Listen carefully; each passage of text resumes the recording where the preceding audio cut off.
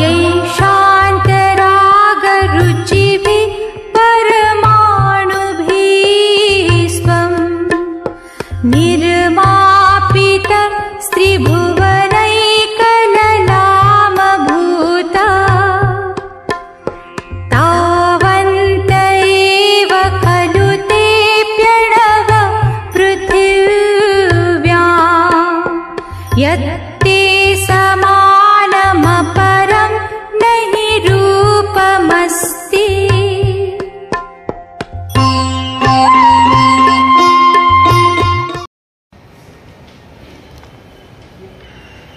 आदिमं पृथ्वीनाथे मादिमं निष्परिग्रहम् आदिमं तीर्थनाथश्च ऋषभ स्वामिने नमः ऋषभ स्वामिने नमः।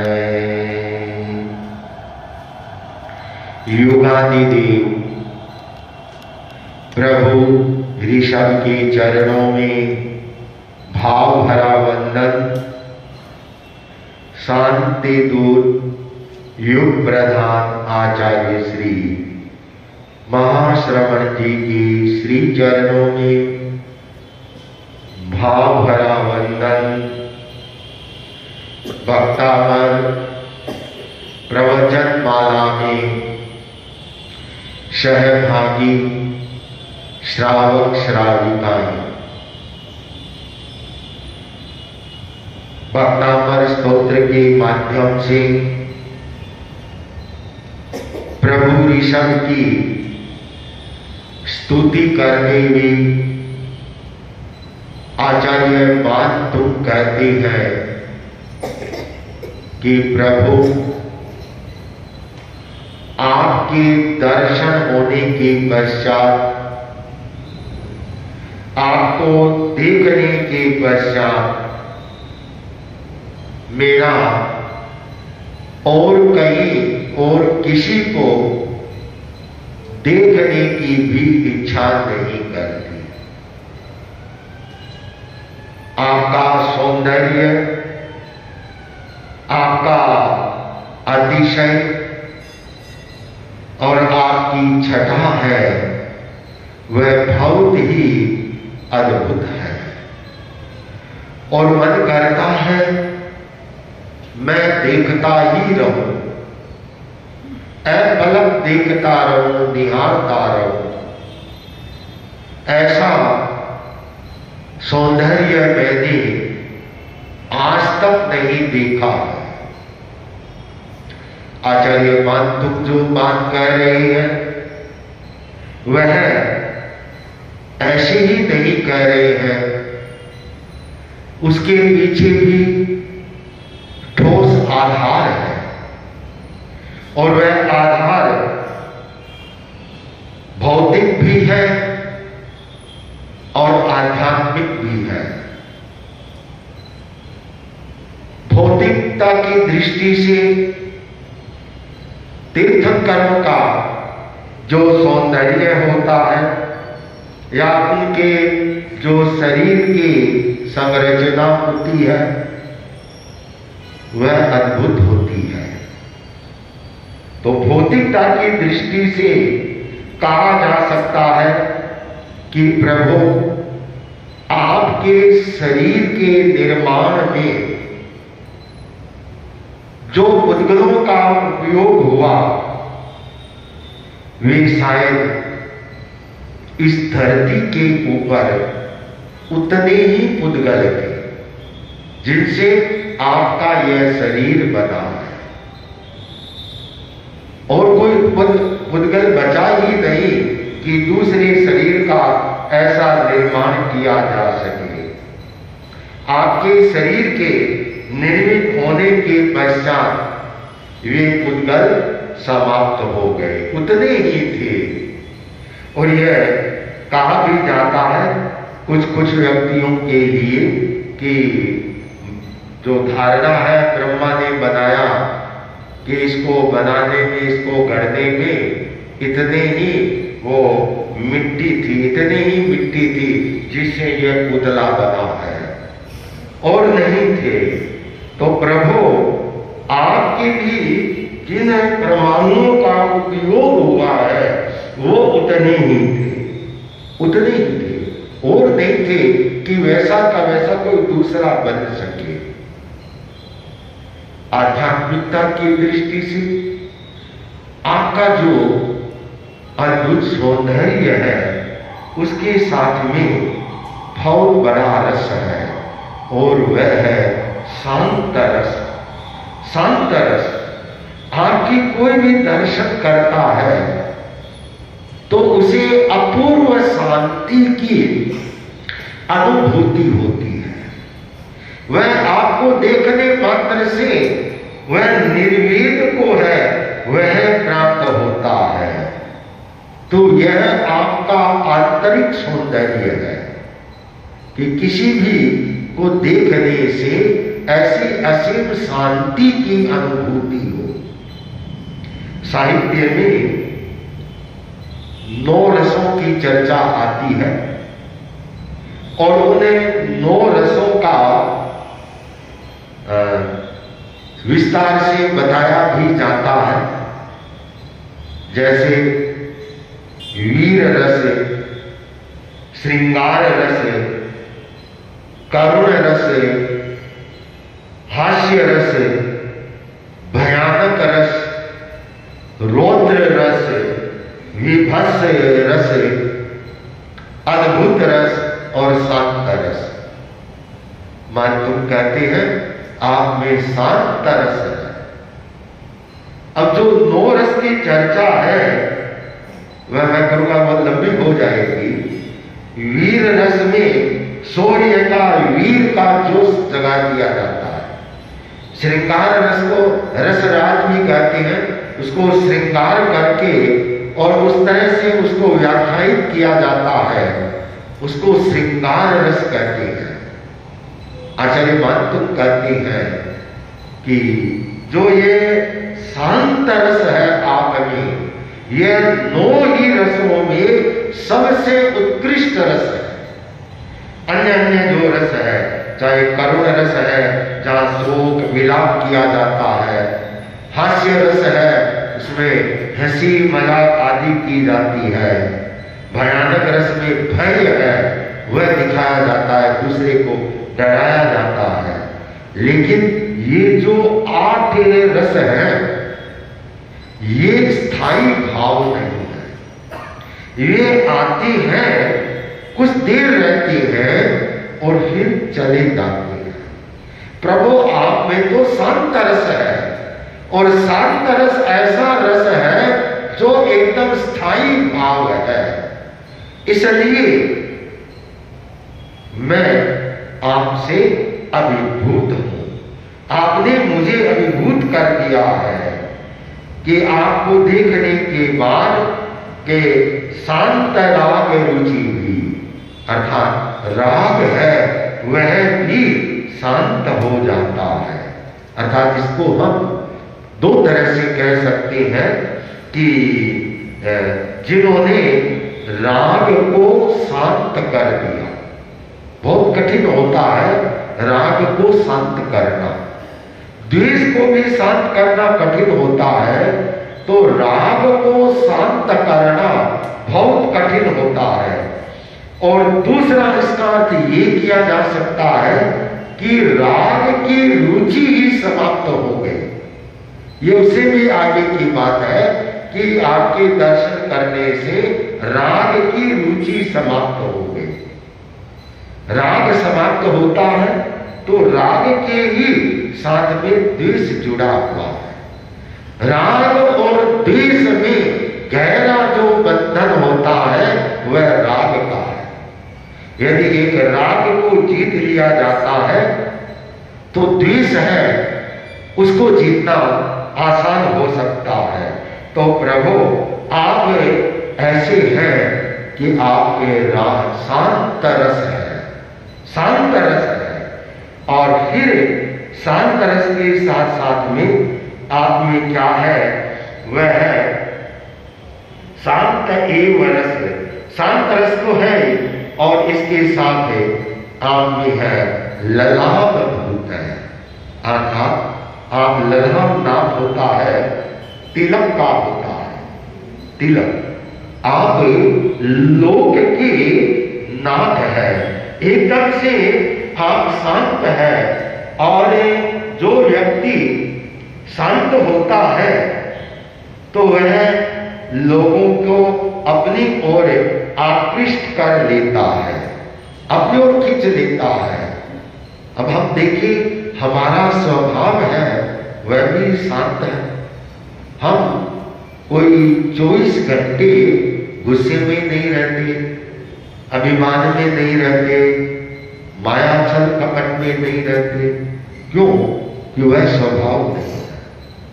एक आदमी बैठा है, कोई उसे छेड़ा या कुछ कह दिया तो उसको गुस्सा आ गया, वो निमित्त बना तो गुस्सा आया, नहीं तो वह बेचारा एकदम अपने शांति से बैठा हुआ था। तो हमारा कुदरत का जो सिद्धांत है, स्वभाव है, वह हमारा शांत है। तो इसलिए इन 9 रसों में सबसे महत्वपूर्ण रस है वह शांत रस है और प्रभु उसमें आपरत है। दूसरी बात है त्रिभुवनैक ललाम भूत है, आप तीनों लोक के ललाम भूत है। अर्थात ललाम का अर्थ है तिलक, तिलक है।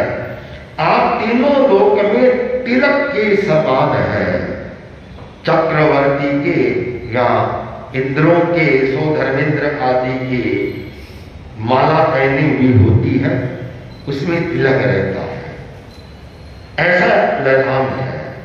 तो इस पद्य में जो कल बात कही थी आचार्य मानतुंग ने 11वें काव्य में, उसी बात को इस 12वें काव्य में, 12वें श्लोक में इसको और अधिक उसको व्याख्यायित कर रहे हैं। यही शांत राग रुचि भी परमाणु स्वम, यही शांत राग रुचि भी परमाणु स्वम, स्त्री भुवने कललाम भूत, निर्मापित स्त्री भुवने कललाम तावन्त एव अनुते प्रणव पृथिव्या, तावन्त एव खलुते प्रणव पृथिव्या, यत्ते समानमकरं नैरूपमस्ति, यत्ते समानमकरं नैरूपमस्ति।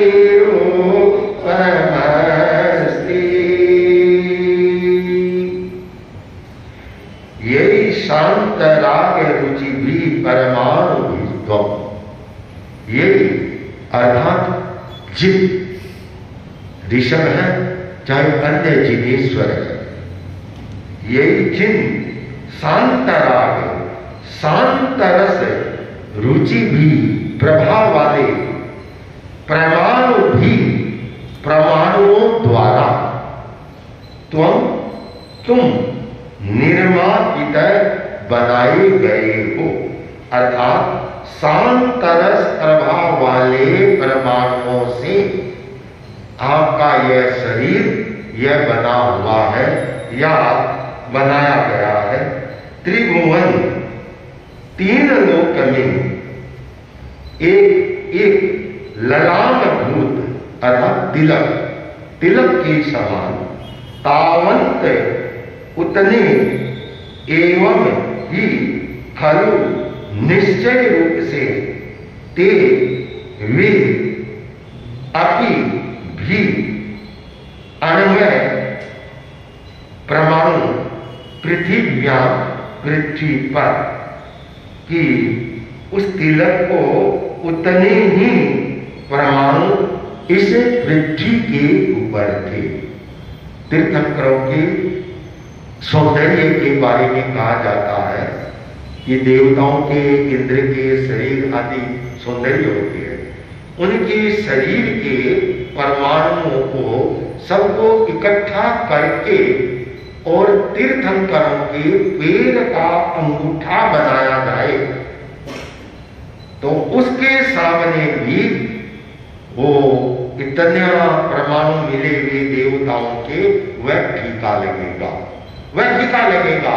तीर्थंकरों के एक अंगूठे के जो परमाणु प्रभा होती है वह इतनी तेजस्विता को वह लिए हुई होती है। यह अतिशयोक्ति नहीं है, यह यथार्थ है। और आप लोग भी देखते होंगे कि एक समय था जब ये मोबाइल फोन चलाई था और उसमें छोटा सा कैमरा आया था, 2 पिक्सल 3 पिक्सल का कैमरा था।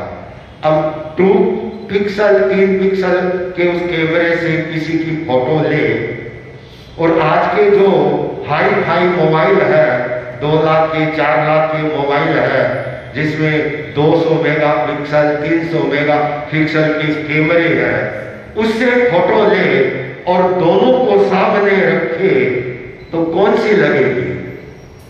ठीक यही है कि देवताओं के इतने सौंदर्य वाले उन सारे पुद्गलों को मिला करके तीर्थंकरों का एक अंगूठा ही बनाया जाए उनके समान, तो भी उसकी बराबरी नहीं होती है। वो कहा था तेरे चेहरे से नजर नहीं हटती, नजारे क्या देखे, तेरे दर्शन करके भी तृप्ति नहीं होती, नजारे हम क्या देखें। तो तीर्थंकरों के दर्शन से मन को है वह कहीं तृप्ति नहीं होती। वे परमाणु उतने ही थे पृथ्वी के ऊपर। यह क्योंकि ते तुम्हारे समान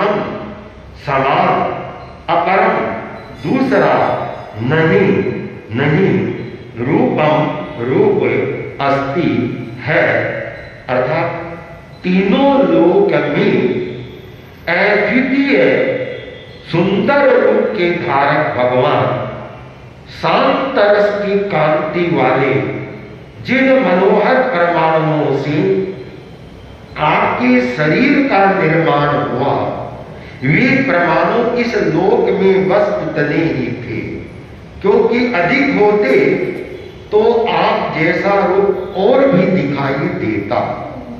यही कारण है कि संसार में आपके समान अन्य कोई सुंदर रूप वाला है वह दिखाई नहीं देता है। इतनी शांति, इतनी पवित्रता, इतनी निर्मलता, इतनी वीतरागता, ये सारा विशुद्ध लेशाओं का प्रभाव होता है और उनसे जो आभा मंडल निर्मित होता है और वह वास्तव में ही वह अद्भुत होता है। तो इस श्लोक में मानतो आचार्य ने तीर्थंकरों के बाह्य और आभ्यंतर दोनों सौंदर्यों को व्याख्यायित किया है। भक्तापर स्तोत्र के जिन्हों आचार्यों ने कल्प बनाए, मंत्रों का निर्माण किया, तो इस श्लोक के साथ में जो रिद्धि मंत्र की साधना की जाती है, प्रयोग किया जाता है, वह है ओम ह्रीं अर्हं नमो बोधि उत्थान